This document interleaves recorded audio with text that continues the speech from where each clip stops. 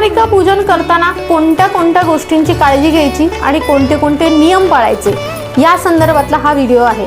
कुमारिका पूजन करताना त्या कुमारिकेला वाण काय काय द्यायचं हे आपण आधी बघूया। सगळ्यात महत्त्वाचं आहे हळद कुंकू, गजरा किंवा फूल, वस्त्र आणि भेटवस्तू। भेटवस्तू स्वरूपामध्ये ते सौभाग्य वायन किंवा देवीला प्रिय असणाऱ्या गोष्टींमधलं ते वायन असावं। ते वायन काय आहे त्याचा एक वेगळा व्हिडिओ येईल, पण त्याच्या आधी हा व्हिडिओ आपण बघूया की याच्यामध्ये आपण कोणत्या गोष्टींची काळजी घ्यायची आहे। कुमारिका पूजन करताना तिला प्रसन्न मनाने आपल्या घरी बोलवायचं आहे। तिच्यासाठी नैवेद्य आणि उत्तम प्रकारचा सुग्रास स्वयंपाक करायचा आहे।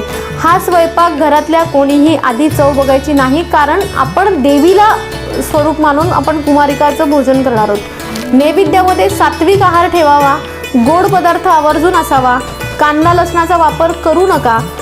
कुमारिका पूजनाला